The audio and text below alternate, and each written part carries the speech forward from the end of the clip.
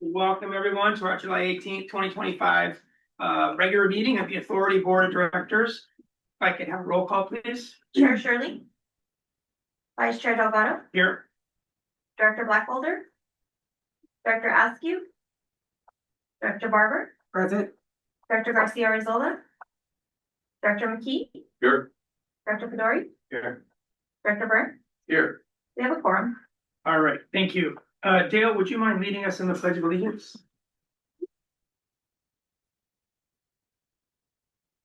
I pledge allegiance to the flag of the United States of America and to the republic for which it stands, one nation, under God, indivisible, with liberty and justice for all. Thank you, Dale. At this time, are there any public communications, anything on your mind that's not already on our agenda tonight? This is the time for the public comments. All right, we'll close public comment and go to the consent. This is a group of items that will be usually voted on as a package because we don't think there's any controversial needing individual discussion, but are there any brief questions or comments or wish to pull anything for a deeper dive from anyone? All right, all motion approval of the consent calendar. Second. Any final discussion before we go to vote? All in favor, please say, look, anyone online? No one online, right? No one. All in favor, please say aye. Aye. All opposed, please say no. Any abstentions? Okay, so that motion passes unanimously. And we have other correspondence. Would someone want to cover the SDM RMA election? I will, Chair, thank you. We will have this item on the next board meeting that will follow this meeting here. We have provided a listing for the SDRMA candidates for a board ballot. The ballot is usually the privy to the chair. We can take any acknowledgements on those candidates now. And once we get validation on the candidates and the chair makes a position, it'll be sent to Helen Rodriguez, who will do the electronic voting for that position at SDRMA. Thank you, Chair. All right, thank you. So then we move to any communication to general manager. We'll hear from him later as well.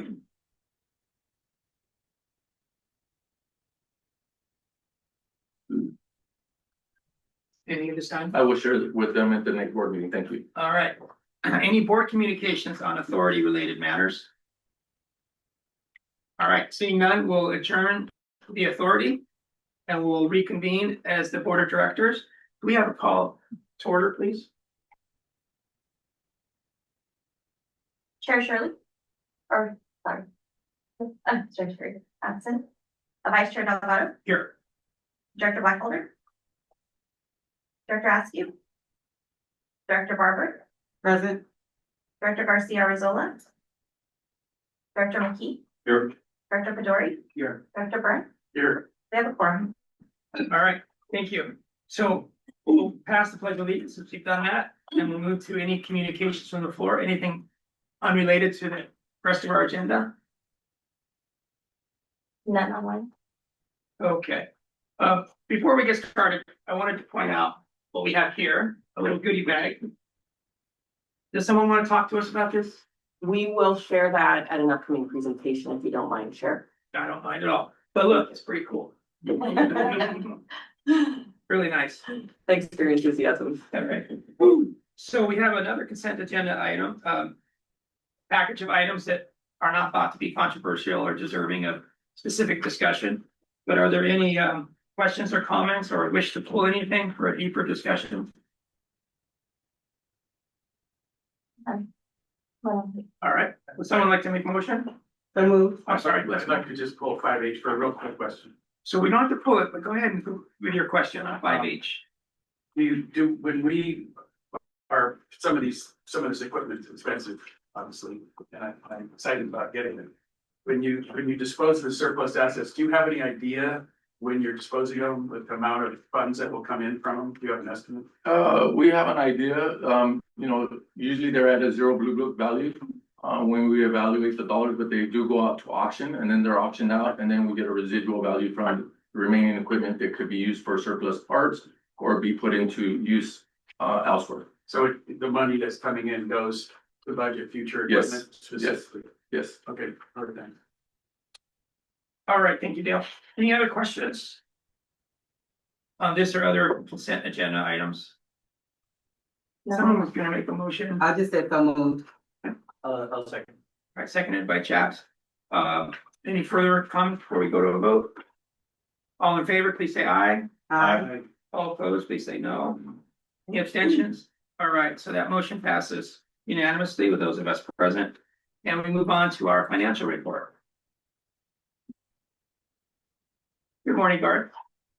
All right. He always has good news for us. Good morning, board members. We have now completed fiscal 2025, and so we have our 12-month numbers, or these are numbers that are not audited yet, so they're not necessarily the final numbers for the year. News revenue for the year is 53.2 million, and we're about 3.6 million below plan. And the biggest shortfall is in tip fee revenue, and the biggest contributor there is the green waste revenue being down.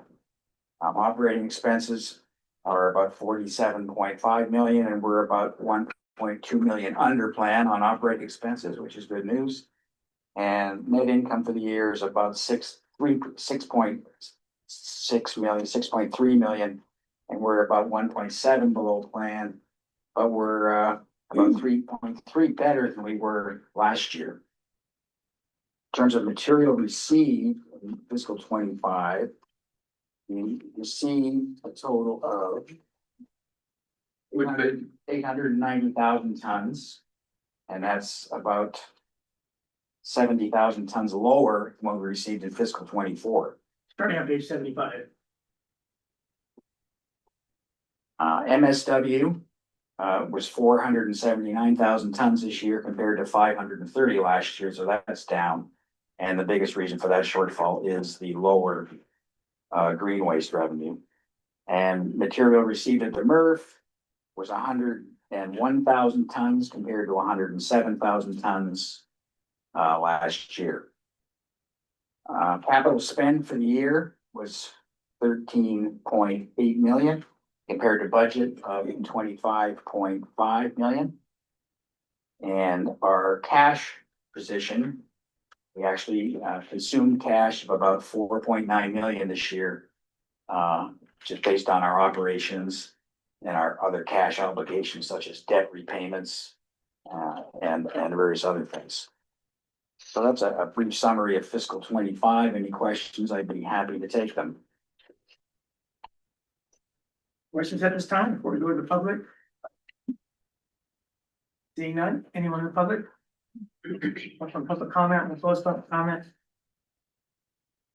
All right, so there's no action necessary. We can move on unless there's any final discussion. Thank you, Garth. Welcome. So we'll move on to presentation of our ReGenMonterey.org redesign.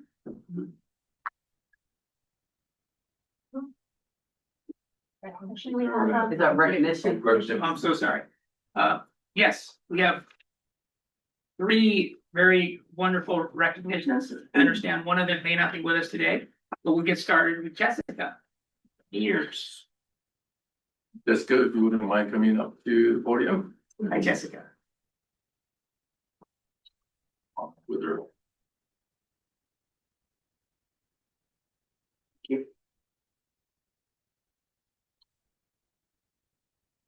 So this is Jessica Areola, our scale supervisor. She's been here for 20 years. She started at a very young age. She came in as a part-time weighmaster 20 years ago, and then became a full-time weighmaster in 2020, remember when? Anyways, and then from there, she was promoted to senior weighmaster in 2020, and then became the scale supervisor in 2021, and it has been in that position since then. She does a fantastic job keeping the scales running, making sure it's staffed properly, making sure we're getting customers through as efficiently as possible. She deals with other staff on site regarding any material issues. She deals with the MRF people, the landfill people. So she's in constant communication with any questions that come up regarding what's happening with material coming into the site. And she is a invaluable employee. She is one of the most important people here. She's always here if necessary. If one of her employees is sick, she's here at 6 a.m. to open up, or if they have to, if they're short staffed at the end of the day, she'll be here at the end of the day. She comes in on Saturdays. It's a pleasure having her here, and as I say, she is one of the most valuable people we have. So congratulations.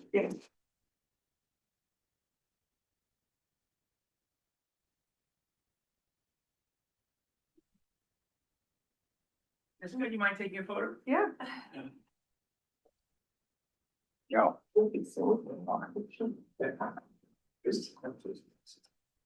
Oh, God.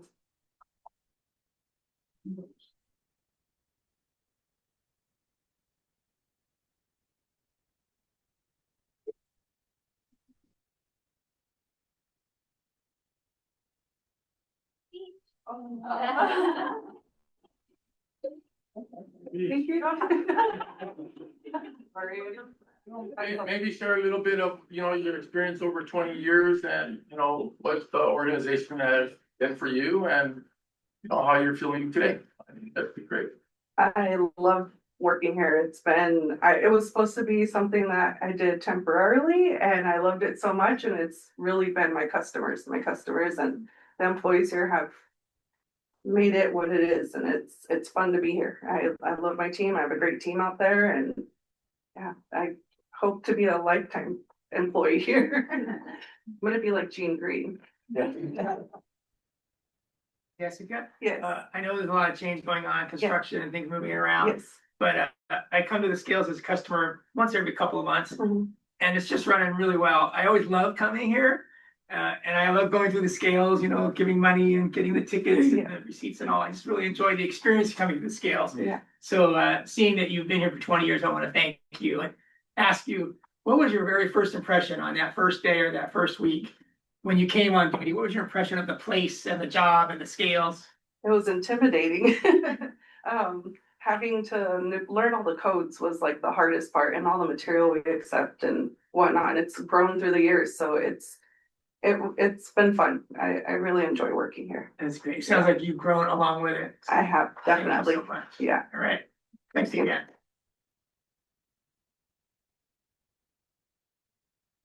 Just a little.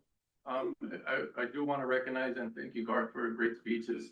That's the gateway for all our customers, about 800 customers a day, 6 days a week. A lot of transactions that are occurring there. Sometimes you get very nice people, you get some very stubborn people. So we see a little bit of all, and they do it with finesse and caring to apply to our customer base and keep the line moving. A few years back, we were imposed with some issues with traffic. We addressed those. It's gotten a lot better, and I'd be glad to introduce the new scale house in, a very short turnaround time, where they now get a permanent facility to work out of. So I appreciate the team's effort to continue to work out of the modulars, the transition to get into modulars, transition to get back out of it. It's been a work in progress, and we want to still continue to see the changes that we desire as an organization. So seeing the change there at the scale house is an immediate entrance to our facility. So it should give us better curb appeal. And then there's some other additional items coming shortly behind that. So really excited, and I want to thank the board again for the support that we have to continue the endeavor to be a world-class organization. Thank you. Well, we also want to have a recognition of Tim, our heavy equipment operator for 20 years.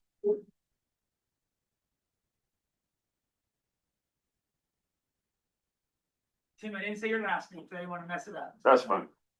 I'm Lee.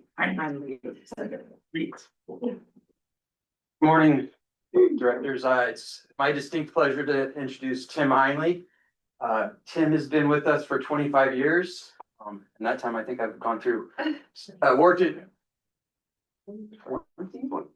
Oh, okay. My bad. I saw the wrong number. So. He's plugged it in. There you go, yes. He'll be with us definitely past 25 years. In that time, I think I've gone and worked in 6 different industries, and so Tim has been here for 20 straight years. I believe Tim joined us from, and got valuable experience working in the railroad industry before joining us, 20 years ago in the MRF, where he, had increased responsibilities.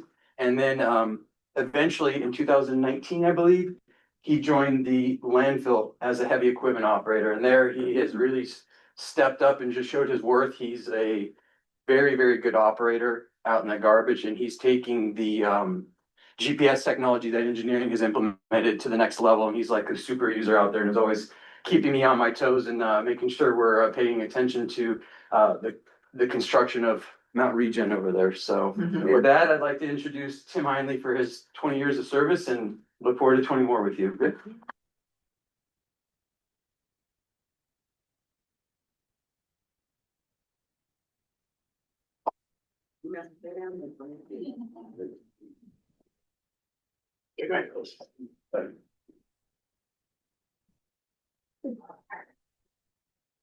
I've always been kind of jealous of heavy equipment operators. Jim,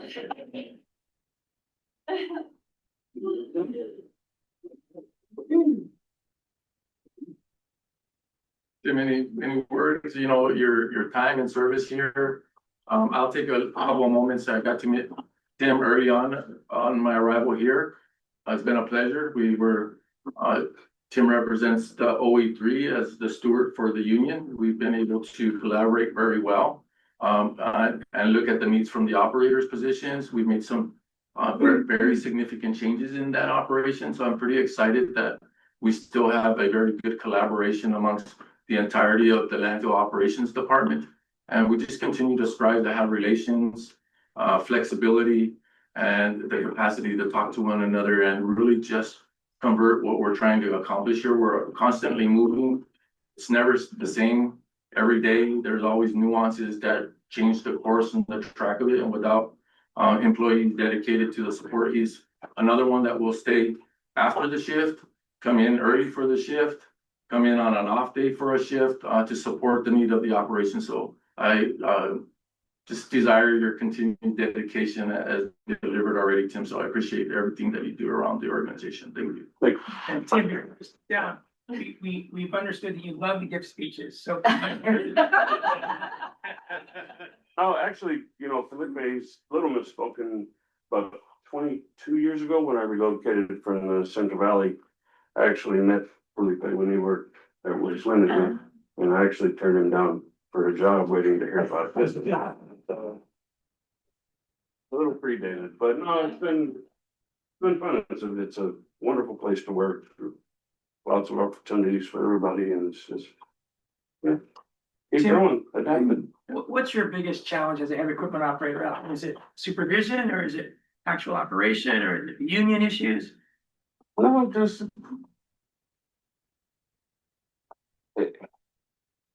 In a lot of my time was spent in the MRF as well. So in the MRF, it's, customer relations and move, keep everything moving, keep everything flowing. And out there at the landfill, it's kind of the same too. It's just keep everything presentable, keep it flowing. Make sure everybody's, staying busy. It's just, yeah. Well, thank you for 20 years, and I hope that you're here another 20 years. Leave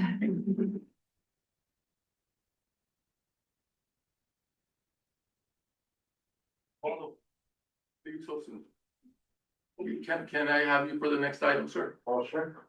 I'd like to, give Waldo an opportunity just to talk about Veronica Lepe. He was a supervisor for her. I know she declined to be here today, but I think it's important for us to hear about Veronica. She is a contributor in the MRF department. So Waldo, would you spend a minute on the next item?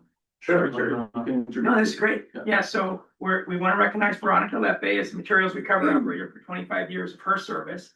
She's not with us today, but we want to hear a little bit about her. Thank you. Yeah, so I worked with her. We started both as a laborers, and she got promoted. She's an operator for I don't know how many years, probably about 11 years. And we have two female operators. She's being one of them, and two girls operators that we have, they operate some better than the male operators. I mean, they're just natural. And it's, All right. it was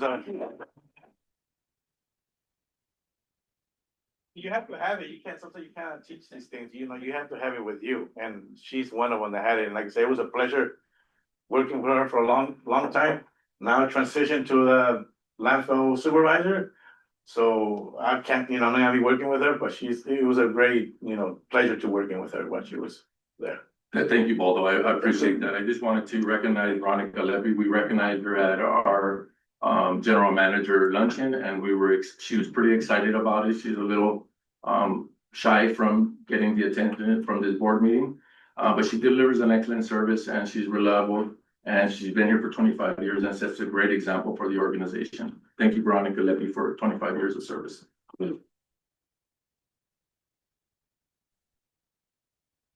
All right, that was great. 3 wonderful employees. We know we have a lot of others. So now we're gonna move on to the presentation of ReGenerate Monterey.org. Thank you, Chair. At this time, we'll have Zoe Schultz. She will be talking about our website redesign and some of the significant changes that are being in beta testing at this point, and it will go live shortly after. So we're pretty excited on all the contributions. I think Eric Palmer is in here. I'd like to thank him directly, Kristen as well, and Franco for supporting the efforts around the website design, and the rest of the team that's supporting with feedback and inputs on making it better. Dr. Schultz. Thank you. Good morning, Chair, members of the board. Here today, happy to present about ReGen Monterey's website redesign, which will be going live at the end of this month. We're currently doing our final touches on the beta website, and it's been a long time coming, and I'm really excited to be able to show it off today. So why redesign our website? Typically website lifespan is between 3 and 5 years. Our previous, technically current website has lasted us about 9 years. That's pretty good.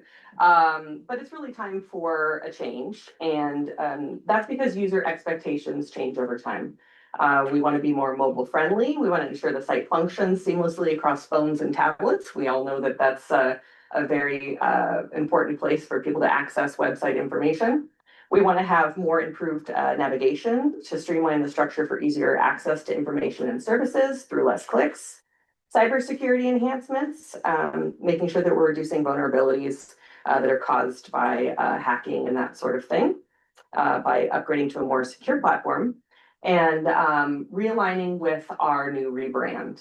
So you can see that we had done some kind of minor touches to the existing website to make sure that we were able to show off the new rebrand when it launched, but this is going to be taking it to the next level. We wanted to create a modern visual design with cleaner, more engaging interface that supports readability and usability. So our communications team did a comprehensive audit of the previous site. We wanted to see how information was being organized. We wanted to see how we could reduce page volume and make sure that the content is up to date, accurate, and people can get the information quickly and easily. Here's an example of how we want to be more, with the rebrand from Monterey Regional Waste Management District to ReGen Monterey. It was time to update to reflect our current modern identity. We wanted to make sure that the website speaks to our mission to have integrated, innovative, and reliable services, and showcase that we're committed to environmental health. With this, we do so through hopeful messaging and friendly messaging. So here's what we came up with. The new RegenMonterey.org features a refreshed design. It has vibrant branded colors, stronger visual emphasis on photography, especially of our workforce, and a look that aligns with our brand's contemporary style. Our old homepage was busy with text and graphics, a confusing navigational menu, and the site's homepage shows quick links. Our new homepage site shows quick links to the most popular pages, including how to recycle, compost properly, disposal fees, hour of operation. You can see those in the icons there on the right-hand side with the what goes where, disposal fees, and hours. And just below, we have information on how to contact our local haulers, the latest board agenda, last chance Mercantile, some of our top access pages. And when users open the what we call hamburger style menu on the top right of our homepage, they see the entire navigation. Customers can now look up disposal, recycling, composting, job opportunities, board of director meetings, and much more in this organized format. The previous webpage had redundant pages about facility facts and services. You can see now in that services column, we have everything in one area. In the past, we had a facilities column where you would see things like the material recovery facility page, and then we have a whole separate services section that talked about recycling. So now it's all combined into one area. Redesigning the website allowed us to evaluate and simplify this navigation. And here's an example of how we want to be more customer focused. Customers can quickly find the information about what we accept at each facility with welcoming, engaging, professional images of our friendly workforce. The page on the left shows our current disposal fees, a commonly accessed page. And the page on the right details information about recycling, with items accepted appearing first and items that are commonly wish cycled and we do not want in our recycling bin directly afterwards. So this is an example of how we want to be really customer focused, making sure folks can get to the information that they need quickly and easily.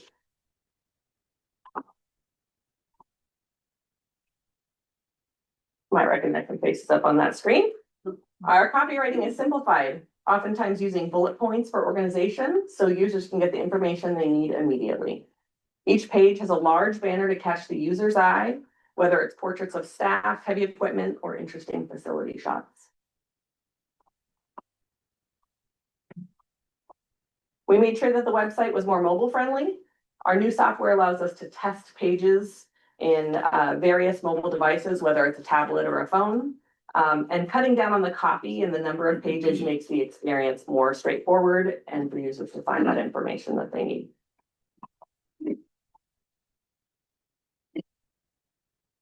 And one thing that we thought was really important to include was English-Spanish translation. So you'll see on the right-hand side near the arrow, there's a flag on the bottom there, the Spanish flag.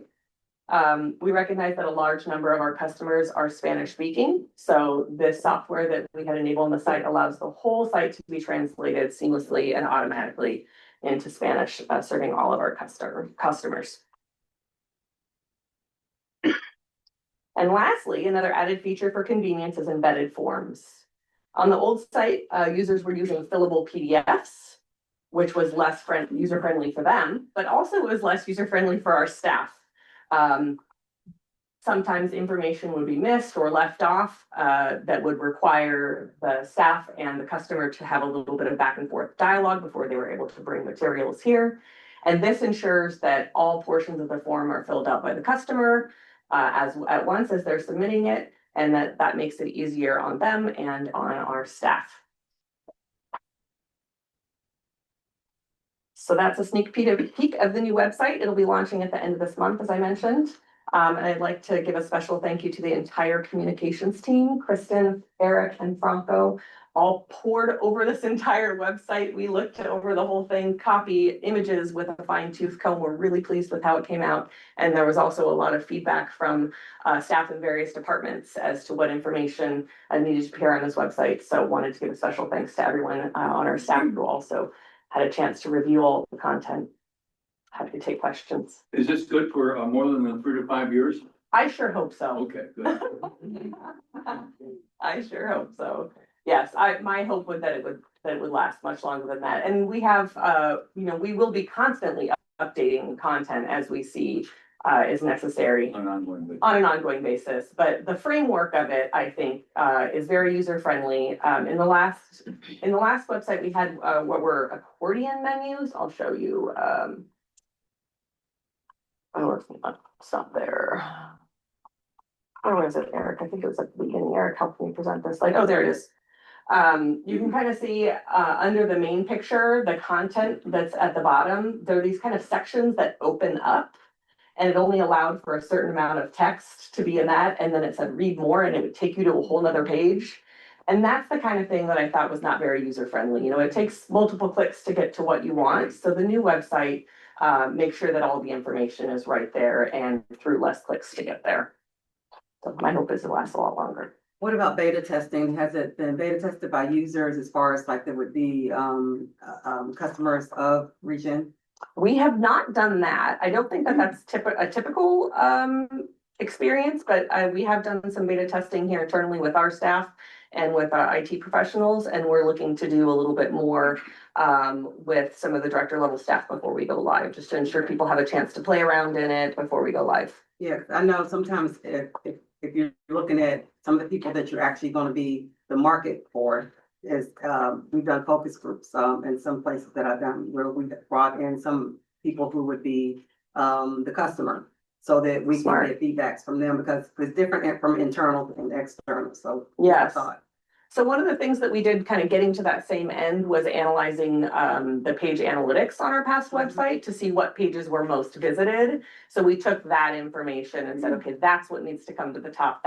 That's what needs to be most accessible from our homepage. So you could say it was like a data-driven process that got to probably a similar end that a focus group would as it relates to the content that people need to see.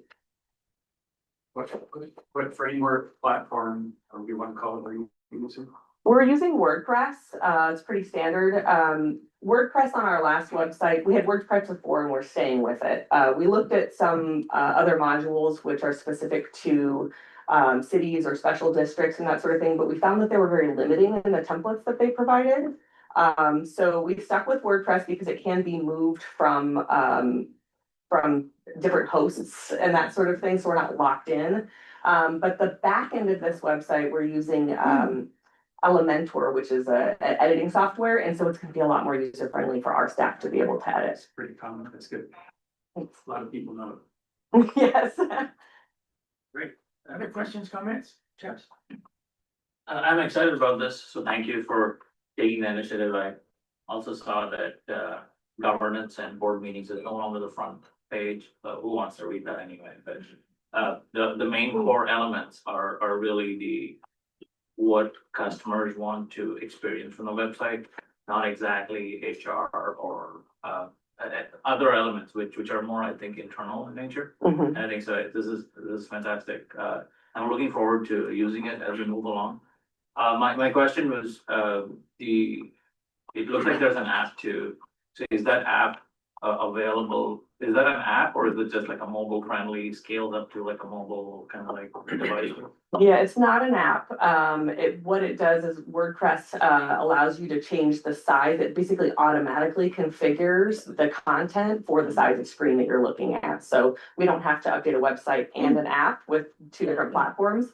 We just update the website and then it's automatically enabled to be tested and viewed depending on what tablet or phone you're looking at. So Okay. the content just flows that way.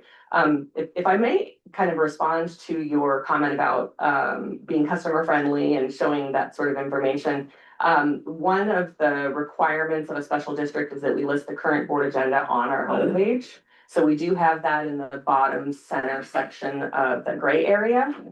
So users will be able to find the most recent or upcoming board meeting in that section. And the menu here under the about section, we do have quite a bit of information as it relates to the meetings, agendas, board of directors, and that sort of thing. So we didn't hide anything, but you're right that we wanted to make sure that the information that customers need, which I would say probably most of the time isn't board reports. It's probably more about fees and what to take where, is front and center. Okay, that's something I knew I learned, that the board meeting agenda needs to be standard. Okay. Or a special district. That's good. All right. Yeah. The last question for me, I didn't see it and maybe I missed it, but is accessibility part of the whole equation here? Yes, Okay, yes, ADA compliant. okay. And how do you achieve that? Is that through a external software or? A lot of times that has to do with just making sure that we have colors that are contrasting. So you can see like the types of colors are contrasting with each other so you can read the words. The font is large enough. You can zoom in and zoom out. Another aspect of this accessibility is actually reducing PDFs on websites because for folks that are blind and may need screen readers, HTML content is something that's able to be verbally delivered to them through their computer. But when you have a PDF, a lot of times that's an image.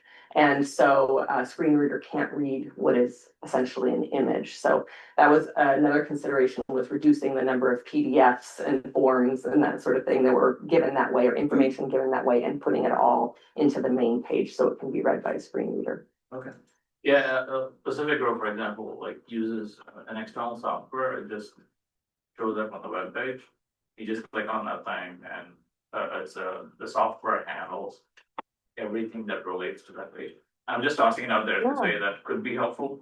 But I'm gonna take this back to my city because I think ours is at least 3 to 5 years old. I wouldn't be surprised if most aren't about that old. Thank you. Thank you. Thanks for the suggestion too. Sure. So you referred a couple times to, sort of research that you all did to see what people were clicking on the most. So it's got a little bit of repetition, but what are two or three of the top, search items? Definitely disposal fees, our hours and directions, and information about what goes where, and either curbside or here. So that's what you see in those kind of 3 sections. These are all clickable, the green sections with the icons. Those are the top accessed items. And after those 3, is there a steep dive in number of searches or clicks? I would say yes. Thank you. Good presentation. Thanks for all the work you and your team have done. Thank you. Thank you very much. All right, any final questions, comments before we move on? Okay, we're gonna move on to something a little bit similar. Soil with Heart. It's a marketing campaign. Tell me, is this yours as well? Yes, it is. Give me 1 second here, please. Sure. Now, that last item, while she's queuing up the next, is a little bit of savings. It came in under budget. I'm not So, sure what. a good job done and under budget. Thank you. Okay, okay. Um.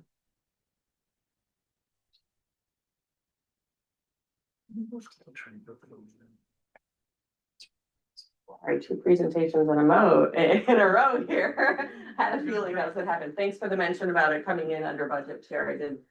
I did hear you on that one, and proud of that. Okay, so our next item is Sort with Heart. It's our marketing campaign for SB 1383, which is our food scrap composting bill that was introduced in 2022. As a part of the work that we help the member agencies with, we have local assistance grant funding from CalRecycle. So each of your jurisdictions is eligible as a part of the implementation for funding to help implement this law. And what 8, I believe, of the 9 member jurisdictions have done, omitting the county of Monterey, have been to pool that funding and remit it to ReGen Monterey for implementation of programs. So this latest grant cycle that was received was a total of $612,849 for 80 or 9 member jurisdictions. So it's nothing to, to sneeze at. And we took a portion of that, $135,684, and programmed it towards a marketing campaign. We wanted to make sure that we had more usage of the green cart to put food scraps in, get more people participating, and we thought a marketing campaign would be just the way to do it. We partnered with Salinas Valley Recycles, our neighbor in the valley. They put in $109,000 towards this marketing campaign. So we have a total of $245,000, 516 that we're spending on this particular campaign. And we have a contractor, a third-party contractor, Blue Strike, who works with our technical advisory subcommittee related to these grant funds. And I'd like to introduce one of those members to you today. Her name is Rose Frieden, and she is here as the creative director of this campaign to share the elements of it. I'll hand it over to you, Rose. Thank you so much, Zoe. Hello, everyone. Good morning. Thank you for having me today, and welcome to the Sort with Heart campaign presentation. Let's dive right in. Sort with Heart, do your part. Put food scraps in your green cart. That is the main campaign tagline and messaging that we came up with after months of research and collaboration with artists, the community, storytellers, agencies. And it was rooted in the fact that this is yesterday's practice of composting and we're getting back to those roots. We think that SB 1383 helps us get back to those roots that our grandparents used to do. Composting used to be a traditional practice. And so I thought that by honoring the past, we're protecting the future. So part of sorting with heart comes from family cultural values that we pass on through recipes and gardening and sharing tips and tricks. So this hopes to bring everybody in by the heartstrings, how it has touched you personally with your family of composting and spreading that knowledge. And it's also bilingual. Haz tu parte con corazón y tradición. And just focusing on putting your food scraps in the green cart. And with this campaign message, we have 7 different unique outlets that we are getting this message across, with 15 different media outlets, from TV, radio, print, digital, social media engagement, 2 mural installations in the county, and unique messaging on our own Scribble Hill, unique to anywhere else in the country. The media by timeline is starting up right now. You might have already seen some ads, and in front of you today, you all have a Monterey County Weekly reusable bag filled with some of the publications that we are already starting to make our presence known in. We have Edible Magazine and 2 Monterey County Weeklies that have full page and half page ads in there with the Sort with Heart campaign. And the first publication that we launched from was Edible, the summer issue, on page 42. We started with just the heart, just the Sort with Heart. And later we did go on to reveal that there's a family behind that, and they're making tamales, and with those tamales, making food scraps, they put them in the cart, and it's all part of passing on recipes, traditions, and food saving practices. So we are running in the Monterey County Weekly, one of the most read in the county. We're running now until December with full page ads and half page ads that are rotating between a simple text version, Sort with Heart, do your part, and then one that has more of the copy version, which is getting back to, this is the waste not, want not that grandma talked about. Every scrap has a purpose. It can go back to the soil or be used for leftovers. So kind of putting in the why this is so important. Along with the Monterey County Weekly, they also do e-newsletters. And if you subscribe to the newsletter, you can see our banner ad go out weekly, which has a click-through location to a hub that we decided would be easier for the users. Instead of going to each ReGen and SVR websites, they get to go to one landing page, sortwithheart.org.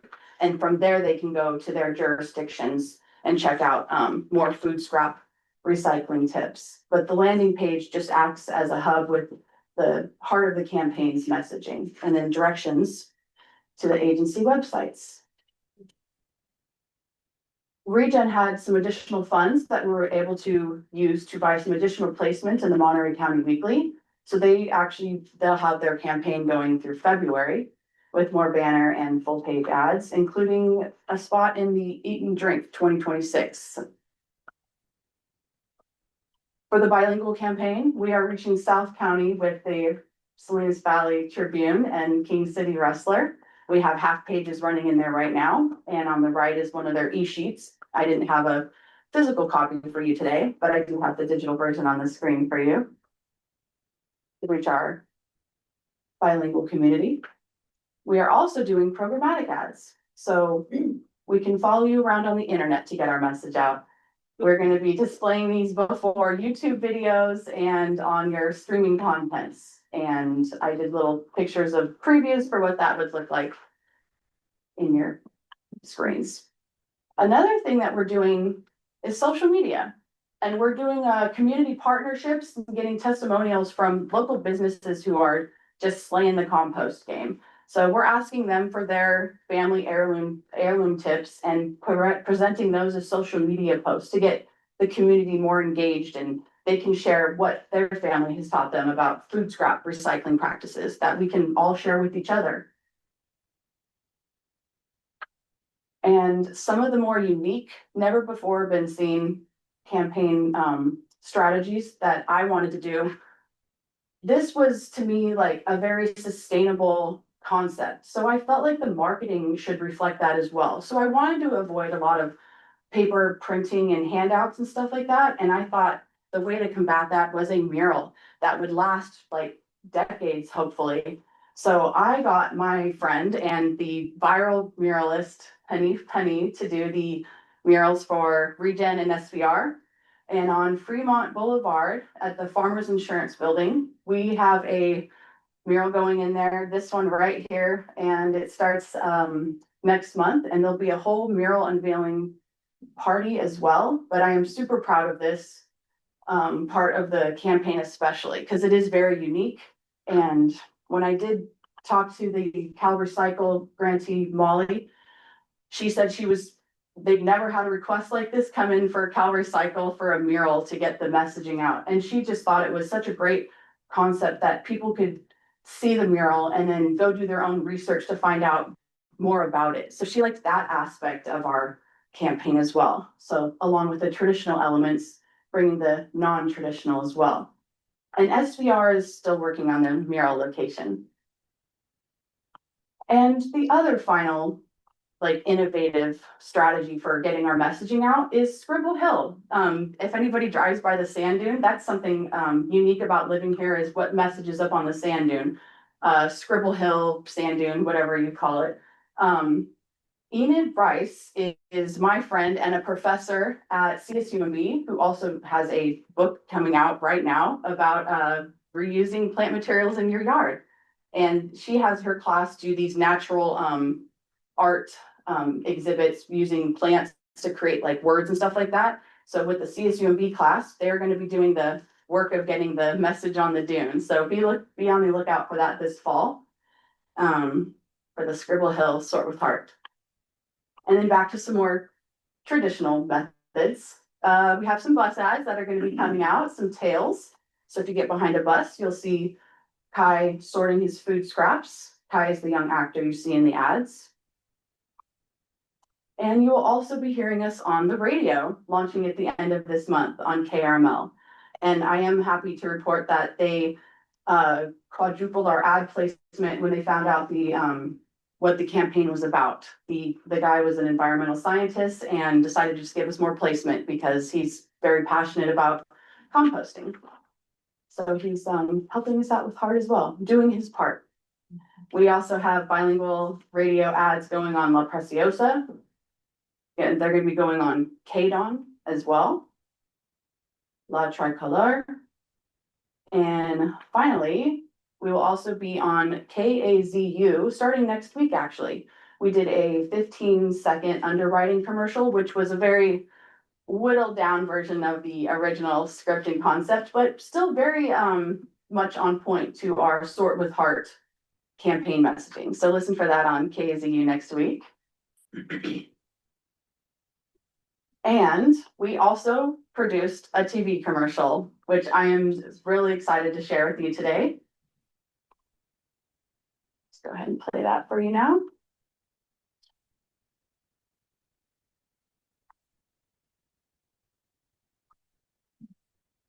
In our kitchen, we pass down lard and recipes. We pass down stories, love, and now a more sustainable future. Sorting food scraps keeps food out of landfills and returns nutrients to the soil, within local farms and gardens. For the generations who made us, and the ones we're raising, sort with heart. Do your part.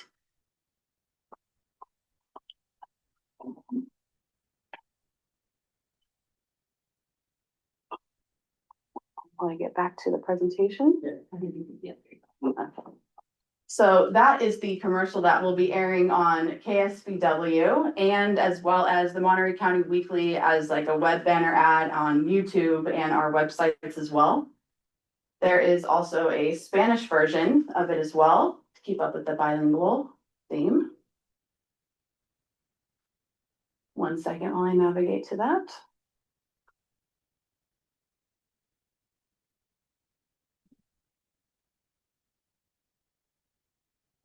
2 seconds while I navigate to that. En nuestra cocina compartimos más que recetas. Compartimos historias, cariño y ahora un futuro más sostenible. Preparar las zonas de comida evita que terminen en el basurero a la tierra, alimentando los jardines y los campos agrícolas locales. Por nuestras generaciones de ayer, hoy y las que vienen, haz tu parte, con corazón y tradición.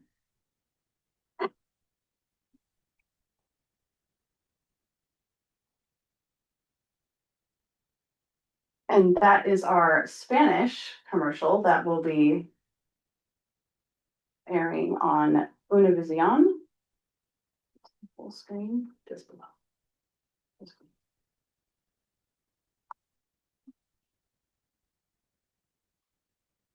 And the cost of all that is the number that Zoe said earlier, the 245, and of it, 132,521 is the ad placement. And using my existing relationships with the community, I come from a background in Monterey County Weekly, and I'm friends with basically all the people that run all the magazines and publications around here. So leveraging those relationships, we were able to get a lot more value for our dollar on these placements as well, which I'm also very proud to pass on to this campaign. And then the production costs were kept very low, and we hired all professional actors. Any questions about Sorting with Heart, the campaign, or Sorting with Heart in general? Thank you. Great job, everybody. Questions, comments? Question, how do you measure the actual performance, say 6 months from now, a year from now, how well this ad process is performed? Good question. We are going to be looking at the waste audits when we do that to see about cart contamination. And as far as the behavior impact, we're going to be looking to find out from the community, like test focus groups and questions like that, as well as the analytics from the campaign success from, all the reports that viewers and click rates and all that. But also the waste audits that we do to see how the contamination is working. I think you just did an awesome job. I'm really impressed. I think it gets to the public what needs to happen, and I'm all about the consumer, right? And being able to make sure that they're a part of it and that they're understanding it. And when SB 1383 came out in the beginning, everybody was kind of like, huh, what? Well, I mean, what does this mean? I mean, I had neighbors ask like, what does this mean? I don't know what to do with this. And that really carried for a long time. And I think you get straight to the point, through pictures as well as just the words of your campaign.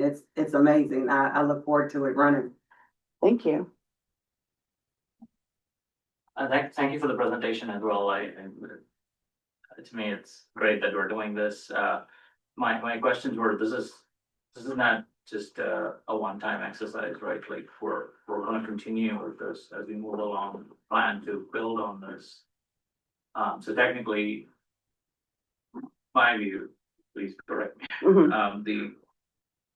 Some of this campaign can be used on our website too, right?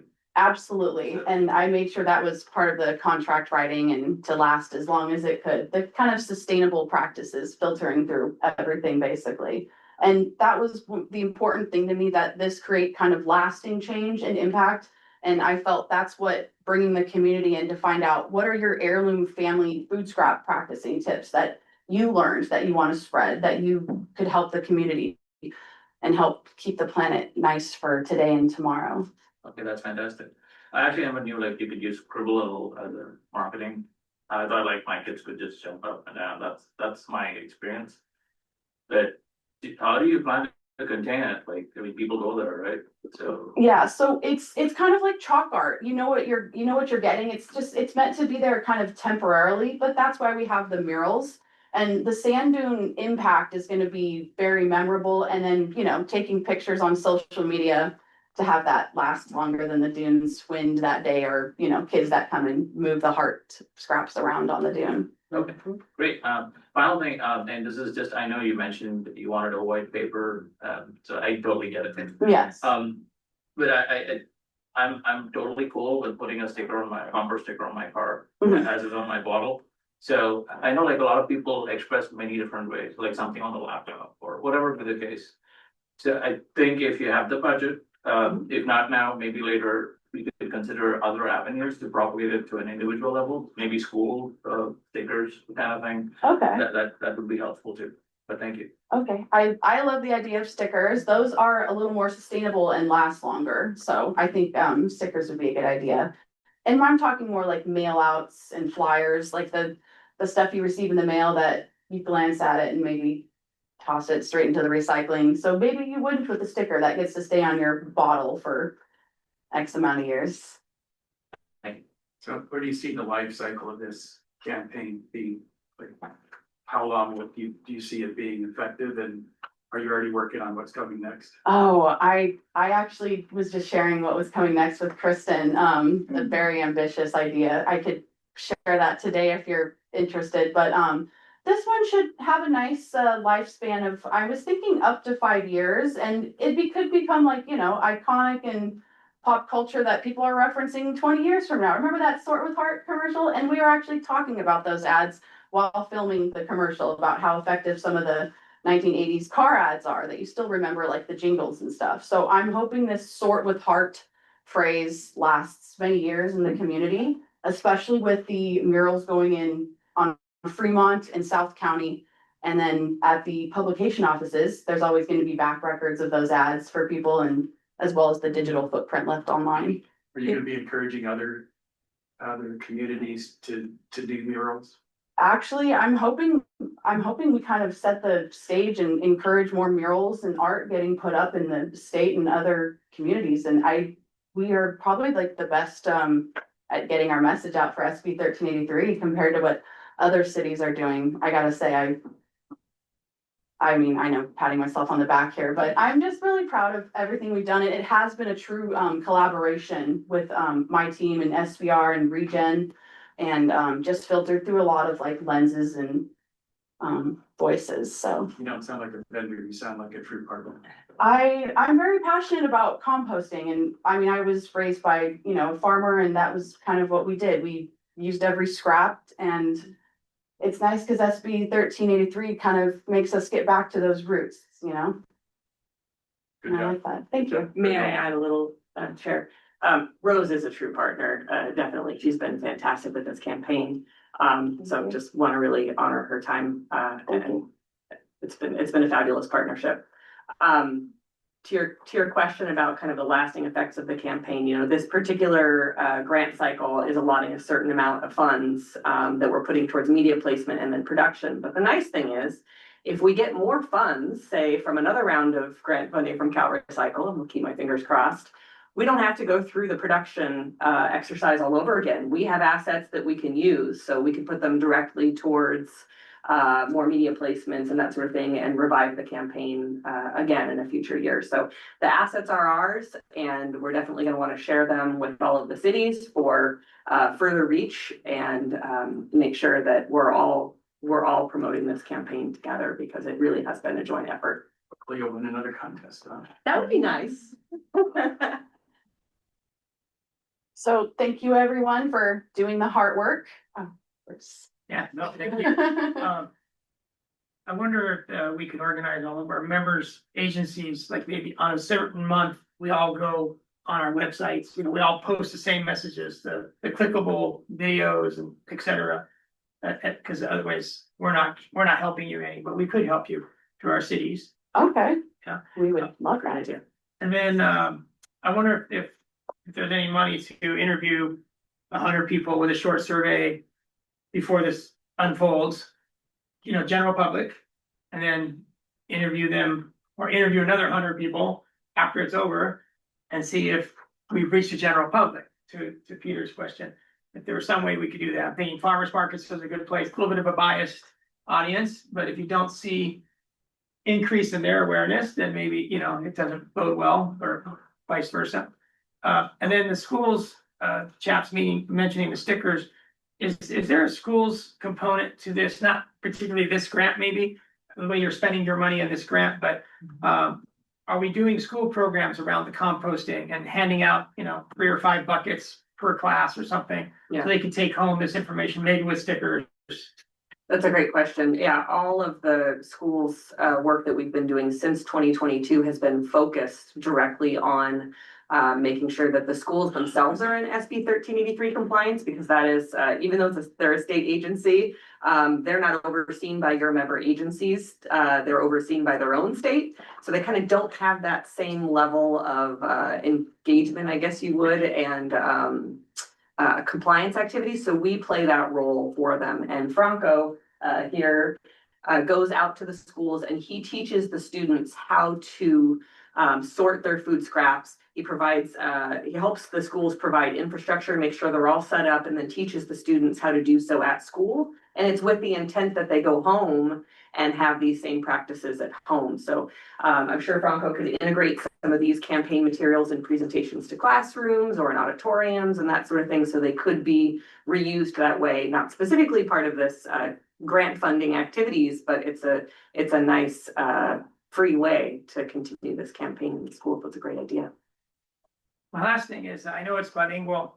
The English part seems to ring a little bit better, like it was designed to be in English. The tagline, "Put food scraps in your green cart," rhymes with the headline much better. So, was this tagline in Spanish the best we could do to rhyme with the headline? Because they're different words. Thank you for bringing that up. We actually have a script revision appeal sent into CalRecycle because we asked, like, why do we have to, you know, give a description adjective to the green card in Spanish, but not in English? So we are trying to omit the para residuos del jardín so that it's a little more fitting and matches up with the English.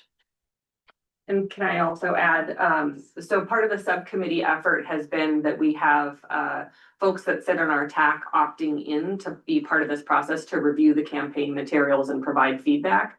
We had quite a bit of interaction from Seaside Representative Kirsten Van Gend, as well as Rocio at the City of Monterey, who is bilingual, and someone who's on staff as the grants administrator from Salinas Valley Recycle. So they were very heavily involved in making sure that it didn't translate exactly, but that the sentiment was expressed in the same way in English and Spanish. So that's kind of the direction that we went in.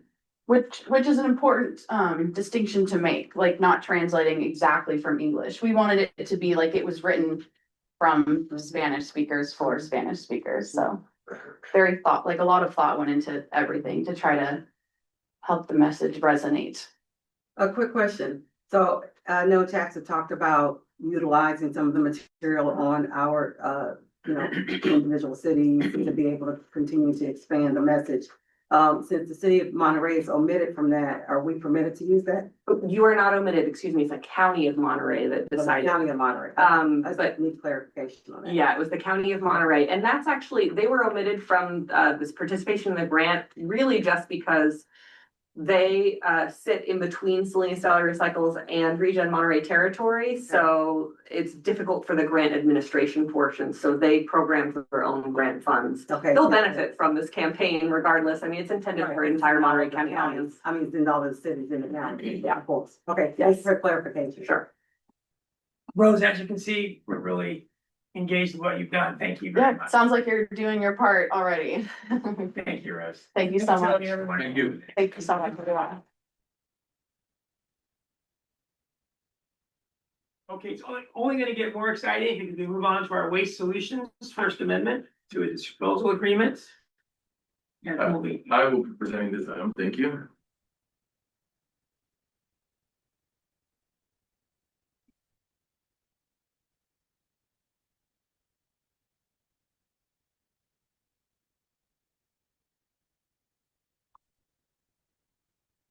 Thank you, please. Sure.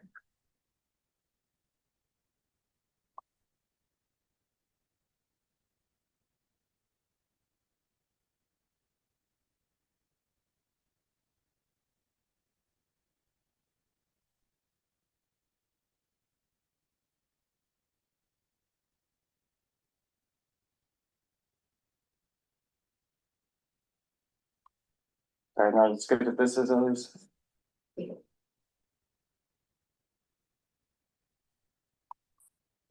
Thank you, Eric.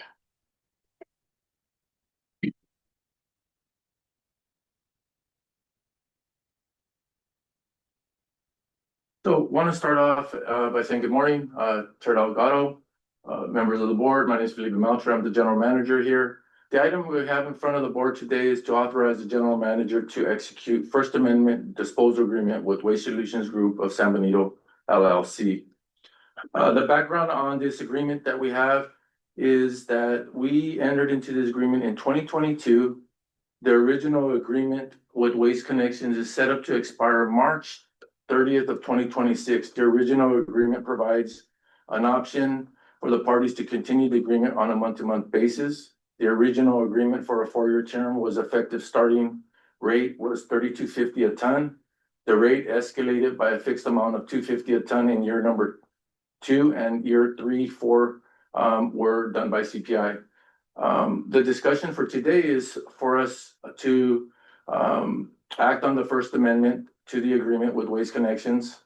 It's in attachment A. And I wanted to go through some of the current scenarios. The First Amendment extension through June 30th is a 5-year term. And we added a 3-month term because the month that it was going to expire did not finish the fiscal year. It was going to finish March 30th. So we advocated with Waste Connections to move that expiration date to the end of the fiscal year, which would be June 30th. So that was a push for us. We wanted to ensure that we got 100% of the acceptable waste that was being delivered to San Martin Transfer Station from Gilroy and Morgan Hill to continue to be delivered here for the next 5 years. We did put in a not to exceed amount of 77 tons. We left some room in there for some growth and some additional volume to come in from both cities. And we went away from a CPI escalation in rate. We went to a fixed rate increase during the term of the contract. It's not based on CPI, so the initial increase is 6.8%. It's a $2.50 increase. Thereafter, a fixed increase per year, $2 per ton. As you can see here, we're still in the current agreement through the 30th of 2026. And that's worth about $2.3 million in this fiscal budget. And then you can see every year after year number 1, as we enter into the agreement, the initial increase is 6.8. The value escalates to 2.4. And as you can see, it's a $2 increment. One of the things that we were aware of is in the prior year, they got a 4.1% CPI, and that value was 90 cents. It was not going to keep up with the components that we were looking to evaluate at our gate. And this does a fairly good job of bringing us to that about 4.8% average that we were looking for in increases. It also sets the stage for regional customers coming to ReGen and expecting a very, very low gate rate to be produced for regional agreements. So this is our effort to start getting regional customers up to the existing gate rate and putting ReGen in a better position with its revenue and also its position to bargain these sorts of agreements in the future. At this point, I'd like to take some questions. I know that I did have 2 clarifying positions. One was on the termination of the agreement, and I have briefed with our council to share a little bit of that. There was a concern there of what we pushed for a no out clause for the 5 years. So we didn't want to have a term expire in between the 5-year agreement. It gives us 5 years to correlate the needs for revenues at the time of the expiration of the agreement, something that we learned rather in the last couple of years. So we're starting to apply some of the items that we were in a disadvantage to putting ourselves into a better position. So this is setting the way. I would like to have council speak on the 2 items that we discussed yesterday. I think it was important. One was if there's an early out, what would that look like? Under the terms, we're expecting 5 years of the agreement to go into 2030, June 30th of that year. And nothing less. And there is some defaults that could put us into a not having that volume come here, but those are very difficult to happen, and when they do happen, it does cost the cities more money to find another place to deliver materials. And I'll allow our council to deliver the message on those two items. Thank you. Welcome. Morning. Good morning. So on the termination, as Felipe mentioned, the current agreement has termination for convenience for the company. And Felipe was able to negotiate that out of the proposed amendment to the contract. So the company no longer has termination for convenience. We also clarified the language to make clear that the expectation is that the company will bring 100% of the waste to this landfill. It doesn't have the option to look around and take it other places. And it is for a fixed period of time through June 30th, 2030.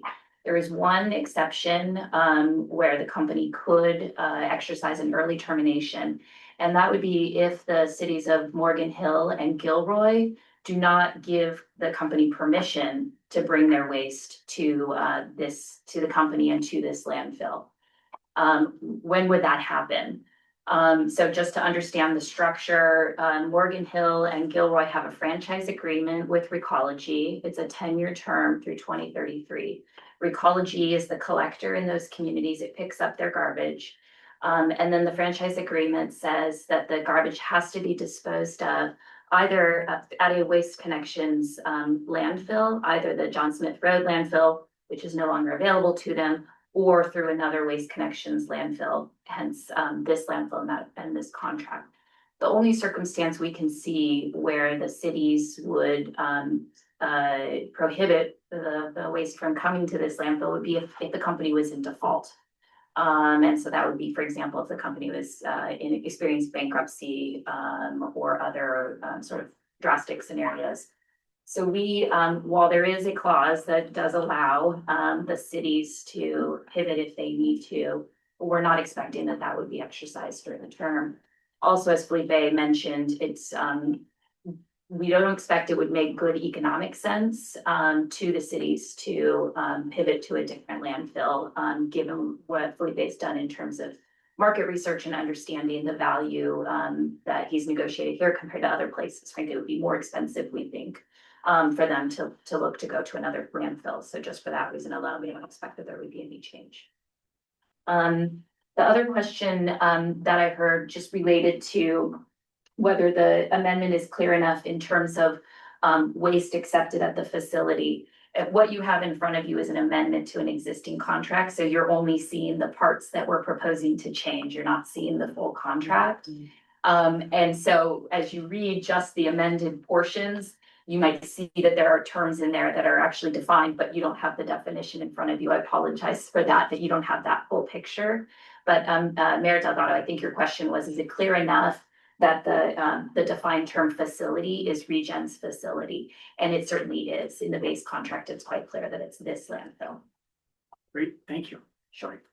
All right, any questions, comments to staff on this? First of all, I thank you for negotiating this. I think this is something that was needed, considering how we're looking at the future, the San Jose contract, etc.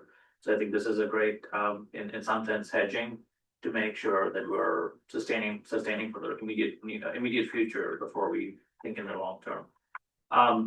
I also like the fact that we have taken out the termination for convenience completely. That's fantastic. So I appreciate you really going out there to negotiate that. You mentioned, this is just a clarifying question for me. You mentioned Waste Connections. I do not know what that means. What is Waste Connections? Yeah, sorry. The formal name of the company is Waste Solutions Group of San Benito LLC. They go by the common name Waste Connections. Okay. And so when you made a remark that Morgan Hill, etc., can only work with the Waste Connections kind of site, does that mean they have certain entities only that they can operate with? Yeah, so Morgan Hill and Gilroy have told Recology, you have one choice of where you can arrange to dispose of our material. It's through Waste Connections, the company Waste Connections, either at their John Smith Road landfill or some other landfill arranged by Waste Connections. And that's what we have here. Okay, great. And I haven't, I haven't gone through the original contract, obviously, but knowing what we have seen that he's coming through with some other cities. Have we then addressed the fact that if they dip below 60,000 tons, we're okay? So is that baked into the contract? It is not. It is an item that is silent. It is the clarifier in the definition of waste accepted. 100% of the volume going in from those two cities are identified. So we're expecting 100% of that volume. If it dips, we'll ask some questions, but it could be that they had issues with service that day, that they're having, issues with the transfer truck delivery of products. So we will research it. For the last 4 years, it's been consistent, and we've seen a consistency of around 57,000 tons to about 59,000 tons. So not quite hitting that 60,000 mark yet, but we also left the contingency open for additional volume for new market that could be arising. So we're expecting 100% of the total volume coming from the two cities, whether it's 57,000 or 77,000. Okay. Yeah. All right. Yeah, it seems like the news just gets better as we roll on for that. So thank you for what's going on here. All right, we'll go to public comment. Any public comments? Then we'll close public comment. Any final questions, comments before someone makes a motion? We'll recommend action. Okay, second, great. And that's to authorize the general manager to execute the First Amendment to a disposal agreement with Waste Solutions Group. All right, all in favor, please say aye. Aye. All opposed, please say no. Any abstentions? Then that passes unanimously. Thank you, everyone, and for all the work that went into this. There's always a lot more work than we can see from here. Really appreciate that. So move on to the Veterans Transition Center. Thank you, Chair. I'm going to take this item from here. I think this item has been in the making for the last 5 months. At this point, we're making recommendation to the board to allow general counsel and the general manager to continue to facilitate and get a signed agreement. Our position has been very intentful with Veterans Transition Center. Really looking at what we learned in that first term of the agreement. Some nuances, some clarifiers that we needed to have in there. And I think the most significant is, we've been working on building business cases that may require additional land. And we were very intentful in this agreement to identify that with Veterans Transition Center. So we're looking to communicate the message that we don't want to see them grow any larger than their existing footprint. And in the future, we may have to impose some of our position on the footprint. But at this time, we don't have no design, we don't have no plan. It's concept that we've been deliberately talking about. But we wanted to make sure that we could eliminate the risk if the concept develops itself in a faster timeline than when this agreement expires. There are some other items that we effectively put in there. We put in a $30,000 limit on aggregate of expenses, which would allow ReGen to step back and terminate the agreement if the expenses just become extraordinary for the lease agreement that we have. I remind the board that we are in a zero lease agreement, thus eliminating the liability and the risk within the agreement is very important for us because we feel as an organization that we're already delivering a fair service over to Veterans Transition Center under a zero lease policy. There are some items that we included in there was $15,000 of that $30,000 aggregate to repair the facility restroom and get some upgrades done there. We also talked about the fence line and protecting the fence line. Who should be doing the work there? We really feel that it should be VDC and not staff from ReGen. And the communication lines. Who is going to be providing the internet service? We're intentful that it's not ReGen. We can allow you to use the data lines to connect there, but you'll get a service provider like anybody else would that would be opening a business. So we were very intentful on those items. At this time, I allowed general counsel maybe to add some additional items that you've seen during the bargaining and the negotiation. We would like to see this executed in the next month and come back with the signed and executed agreement for the board. I think the only items I would highlight that Felipe hasn't already mentioned is the term. So we're looking at a 3-year fixed term, but with options to extend at your discretion. That would bring the total term up to 11 years. And then just a little bit more color on the premises. We're negotiating with VTC to make sure that the scope of the premises that's available for their use is more closely defined and clear and somewhat limited. And so they asked for the board will be to authorize general counsel and the general manager to execute the agreement once we can get concurrence from both agencies. And if we do not, we'll come back and report to the board. All right, thank you, Felipe. Questions, comments from the board? All right, anyone from public? Okay, we'll close public comment. Just want to say that it's a good cause, but that's why partly why we chose Veterans Justice Center. It may not be going ideal in that we may not have as many formerly homeless veterans operating this lease as we would have liked to begin with. But there's always some of those folks that from the VTC who we were really targeting, hoping that they would be involved so they could get their life going in the direction they want to get it going. But I haven't heard any complaints. When I go there, I really have positive experience. So I'm really happy with what's gone on the last 3 years. And thanks to the staff for doing what you needed to do to button some things up and get some things more clear for both sides. I appreciate that. And Chair, if you wouldn't mind me adding just a little bit of background for some of the newer board members is ReGen used to own and operate the facility themselves. And just to be quick and brief, I agree with Mayor Delgado's position that it's doing what it's intended to do. And it saved the district roughly $750,000 annually. So you can see why we do a zero lease.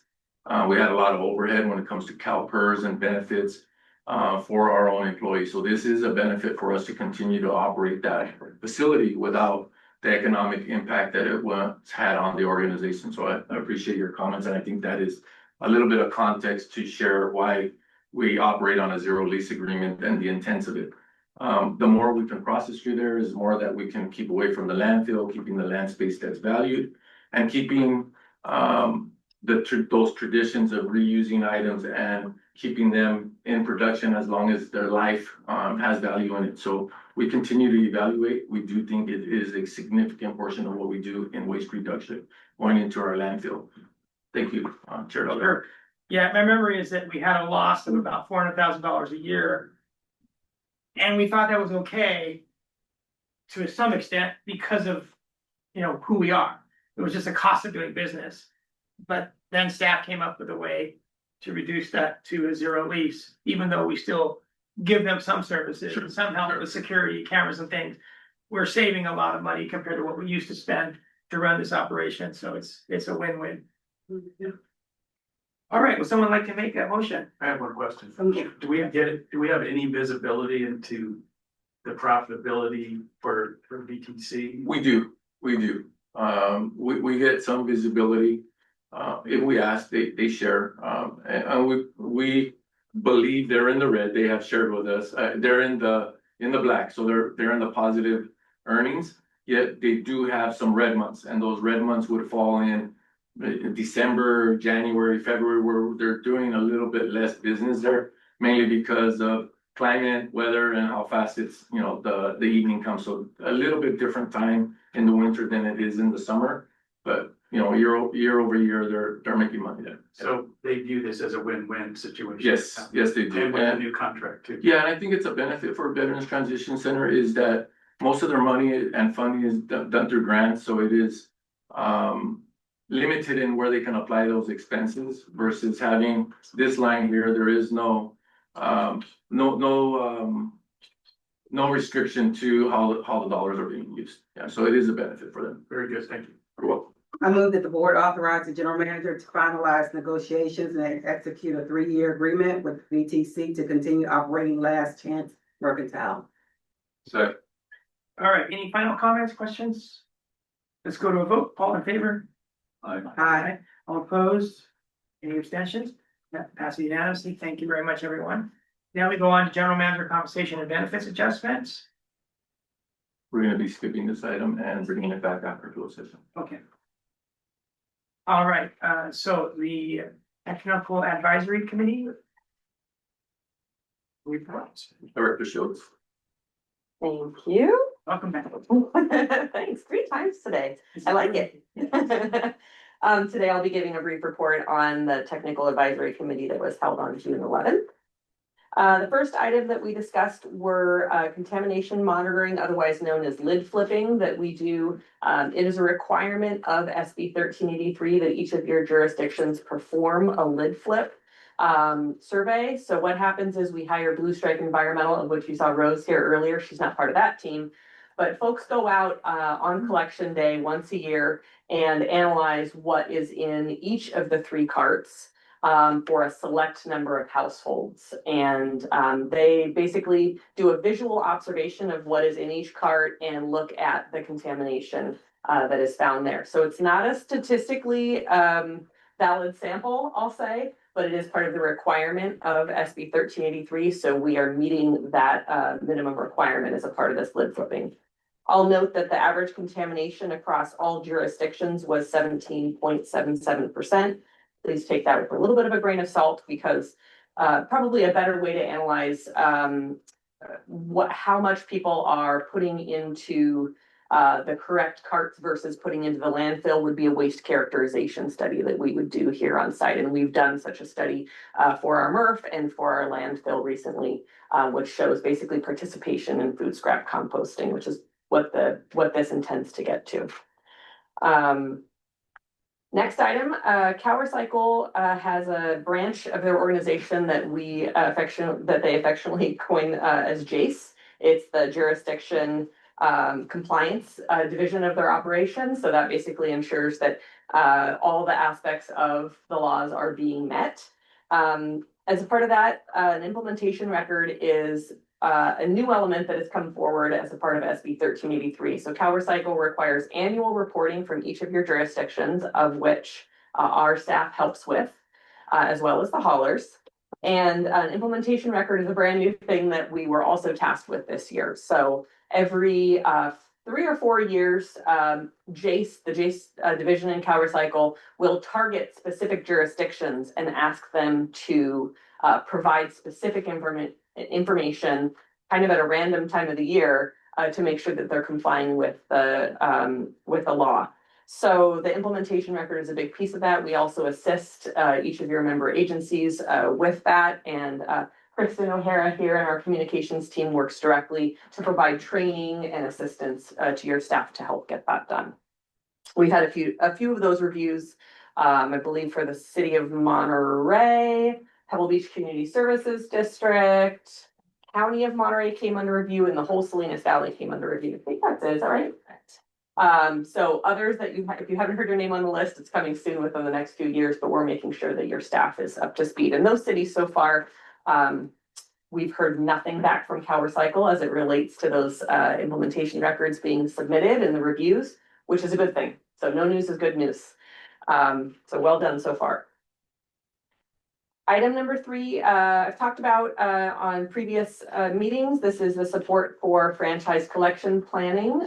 So we've been working with the TAC and your member agencies to support franchise collection planning. I'll note that I was planning on bringing that this month. We've had a few delays that have required some additional modification at your staff's request to the MOU for that. So we've just gone back and incorporated some of those suggested edits. I think it's going to be a much better document with those inclusions. And we'll bring that forward at the August meeting for your approval, and then subsequently at each of your councils and boards. Last item was the potential reduction of frequency of our TAC meetings. So we have one large TAC meeting, has 30 or so representatives in it once a month, and that's what I usually report on. And then we have 5 subcommittees that meet at varying times, sometimes monthly, sometimes just as needed below that. And one of those subcommittees is this franchise subcommittee, which is going to be really ramping up efforts as soon as we get the agreement signed for support. So we were looking at what we needed to do with SB 1383 kind of hitting a time where we're able to coast a little bit more. We've kind of met all the requirements and more need for the franchise planning to move up. We've suggested to reduce the number of our main TAC meetings. So I'll probably be getting less TAC reports to this board. Just as a reference, we'll be meeting on an every other month basis moving forward, or as needed, if any items come up. Great. Thank you. Thank you. So, any questions or comments for Zoe? Thank you. I had one. Remember what it was. Lid flipping. Yes. You mentioned 17.7% contamination out of the lid flipping effort. And my memory is the waste characterization study that you also mentioned was something like 30 to 33% contamination rates, which is pretty scary high, right? So I hear 17.7 lid flipping and then 30% plus on the waste characterization study. So do we just kind of think it's somewhere in there, or have we been making progress and that's why the lid flipping is 17? Well, the lid flipping analyzes all 3 cans, and it's just showing literally what's on top. They don't dig through or open bags or anything like that. So you may open a recycling cart and see a bag, which you're not supposed to see. Everything's supposed to be loose in there, and say, okay, well, that's contaminated. I'm seeing a bag. So they'll mark it as a specific threshold. But the number of flips that they are required to do, I think they're required to take 1 route for each jurisdiction and flip like 20 households or something like that. It's not very much. It's not a statistically valid sample at all. It's just in my view, it's just a requirement of the law. So a better way to look at things would be through a waste characterization study, because we're measuring random loads that are coming in from all of the jurisdictions, and we're analyzing not only what should be there, but what shouldn't be there. So we can take the landfill and say, oh, we've seen this percentage of recyclables and this percentage of organic materials that should have gone to our MRF or our composting. And conversely, we could go to our MRF, and we've done this for 5 years or so, and done characterization studies of our MRF and trying to see how much contamination we have in our MRF versus recyclable materials. So the answer lies in the waste characterization studies. I would say not the lid flipping. And I would have to verify that 30%. We'd have to really dig into what you're looking at exactly there to get at the correct percentage. I wouldn't be able to verify that here. I know those Sure, engineer. characterization studies are very expensive. Do we plan in the future, do we have a year we're gonna do another one to compare to the last one? I hand that over to our engineering director. Yeah, to kind of get a little more into the depth on the question that was asked at first. So the green bins traditionally been pretty good as far as contamination. You don't see a whole lot of contamination in the green bin because people are more used to using that for yard clippings, and then that can skew the number more towards the smaller side. So the 17 is for all 3 carts makes more sense. The 30% is actual hand sorting. So it's the real deal. It's actually what's coming in. Pieces are separated by hand and by commodity. And we decided to take a pause on those evaluations for the time being, because there's so much public awareness that needs to take place. You saw the campaigns that are going to be going through for the TV ads, etc. So that behavior change takes quite a bit of time, and to be able to see the changes we're expecting in this short of a time frame, it would be a very small blip on the radar. And so we have to make a decision where it's going to make economic sense for us to go in there and look at it. And we probably would do that if we were trying to remove even more organics from the waste stream. And right now, we're not pursuing a technology that would do that. We're really pushing the behavior change. Thank you, David. Thank you, Zoe. Thank you. Great question. All right, it's just an informational item. Any final questions or comments? All right, good work with all the Thank you. issues. Felipe, who will lead our discussion in the SDR meeting? I will try to make it as brief as possible, Chair. Just wanted to, again, we have SDRMA elections with special districts. And we have our opportunity to vote. So the schedule, in your packet, you will see the list of candidates and candidate qualifications. So as you guys are privy to review that, I'm gonna give you the schedule, so you still have time to contact the chair and make some suggestions on the candidates and their qualifications, so she can consider as she makes her recommendation for that candidate. And that, again, we have talked to Director Shuri, and she will communicate over to Director Rodriguez to cast that ballot. September 22nd is the deadline for the vote. September 23rd to 26th, the ballots are gonna be tabulated. September 29th, the election results will be announced and candidates will be notified. November 5th and 6th, the newly elected directors are invited to the SDRMA board meeting in Sacramento. And in January 26th, the newly elected directors are seated and the board of officers elections are held. So we still got time, so prior to September 22nd, we can get those information back on the candidate positions that you guys may have directly with Kim, and we will get that over to Helen to process for the ballot. And then we can come back and let you know who the selection was. Great. Any questions? Yes, quick question. So basically, we're just sending what our preference is Yes. to the chair, Shirley. Okay, thank you.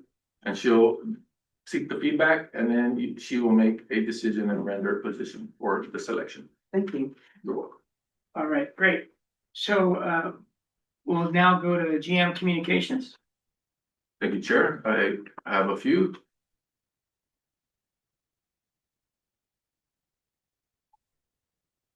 The communication staff hosted UCSC Sustainability Team site, did a site tour at ReGen. Staff was able to learn about the USC zero waste diversion goals and provide input on proper recycling and composting. So newly hired representative came in, took the tour. We expected a little bit more people. It was a one-on-one, so I think she got the most value because it was a one-on-one. I got an opportunity to meet her, and the communications team executed and delivered the site tour. Leadership Monterey County toured ReGen Monterey on their infrastructure day. ReGen's communication specialist Franco Guzman is a participant in the 2025 LMC class and was able to lead his peers on the tour. I want to thank the staff and Keith Day for supporting the annual tour. It continues to be a success. And I was at the special districts meeting Tuesday night, and I ran into the representative from Memorial Hospital, and she was very excited because she got to attend the tour, not part of the leadership forum, but got invited, and she said it was spectacular and learned enormous and was really enthused by all the activities going on here at ReGen. The California Resource Association, also known as CRRA, annual conference will be held in Monterey the week of August 4th through August 7th. If there's any board of directors that have any interest in attending, please notify the communications team. We'll help you guys get enrolled and registered for participating in the CRRA conference. Also want to recognize Tim Flanagan. He's the former general manager before myself. He's being recognized as the recycler of the year. He has over 40 years of contributions. I'd like to thank the communications team, specifically Eric Palmer. He took a little bit of time out of his day with Tim, and they choreographed a short video for the conference. Pretty excited about it. Eric had a one-day turnaround, so just really fabulous work that's being produced from the team. As part of the conference, ReGen staff will be hosting a full site tour, and we'll be speaking in several sessions alongside select staff from member agencies from Salinas Valley Recyclables and Blue Strike Environmental. The franchise planning contract selection for the MOU are being moved to August for approval to incorporate additional feedback to the MOU from member agencies. Staff is working on some talking points that can help narrate discussion around the MOU and the importance of it. We did have the chair and vice chair get a preview at it. They feel that it's good to go out, and we will send those out through IDA. The final item I have is on July 15th, Happy Girl Kitchen hosted a canning workshop for food pantries and recovery organizations. The goal was to share knowledge of how to increase edible food recovery and preservation, which is part of the SB 1383 mandate. As you can tell, this legislation around 1383 has really driven a lot of courses of action, the communication, the murals, the different programs that are being put out there. And I think this is where we may see some changes in the future. We don't expect many, but legislation continues to be the stronger position, saying that we will change some of our positions that we have historically taken through legislation. And I think that's what we need to be ready for. I think all the other aspects we're really good at. The legislation piece of what's coming and how we're impacted and what that means for the organization are still items of interest for us. But 1383 has took effect in 2022, and it's just expanded every single year. See Jose back there from Green Waste. I appreciate his participation in 1383, having a partner where we can dialogue around the specific expectations, not only for the municipalities, but on the post-collection side as well. So just appreciate the efforts around the tough legislation. And, you know, I believe that we are at the forefront for other communities in the state of California and across the nation. So appreciate all the efforts around the mandates and the legislation that we've taken so seriously, not only from the board position, but from the staff position and the community position. Thank you, Chair. Thank you. Any questions for Felipe? I had one. I wonder if you might be able to email our board members the program for that conference in case it sparked their interest. Sure would. Know a little bit more about it. Thank you for all you're doing, Felipe, for these comments. Well, okay, so with that, we will adjourn and go into we'll go into closed session. All right, thank you. So we're back in open session on July 18, 2025, and we're going to take up items 8C. And we'll start with our legal representative, Debbie, introducing this. Okay, the proposed motion for the board to consider is approve compensation and benefit adjustments for the general manager in the amount of 5% for a market rate adjustment and 1.5% for a cost of living adjustment, as well as to consider authorizing the addition of 40 hours of management leave on an annual basis. Under Government Code Section 54953C3, a legislative body needs to orally report a summary of recommendation for final action on the salaries and benefits of a local agency executive in open session prior to taking that final action. This satisfies that oral report. The general manager has requested a 5% market adjustment and a 1.5% COLA adjustment in salary effective July 1, 2025.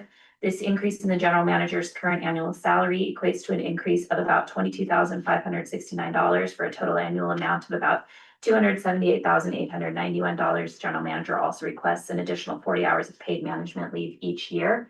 That concludes the oral report, and I believe we're looking for a motion. So moved. Second. And that motion includes a 5% merit increase, a 1.5% COLA, and a 40-hour increase for management leave. Yes. And authorizes general counsel to prepare an amendment to the employment agreement to report the same. All right, thank you. So does your motion still hold? Yes. And the second still hold? Still holds, yeah. Okay. Any further discussion? Let's go to a vote. All in favor, please say aye. Aye. Opposed? None. Any abstentions? Thank you, everyone. That motion passes unanimously. All right, so are we ready to adjourn? We have a report out of closed session that there is no action to report on items 11A, 11B, or 11C. Okay, and with that, we will be adjourned. Thank you, Dale, for staying. You said 11, isn't it items 13? Oh, did I have my numbering wrong? Excuse me. 13A, B, and C. Excuse me, 13A, B, and C. Thank you, Director. Are we done? No actions reportable on 13A, B, and C. And with that closed session out, called out, we'll adjourn. Yes, thank you, everyone.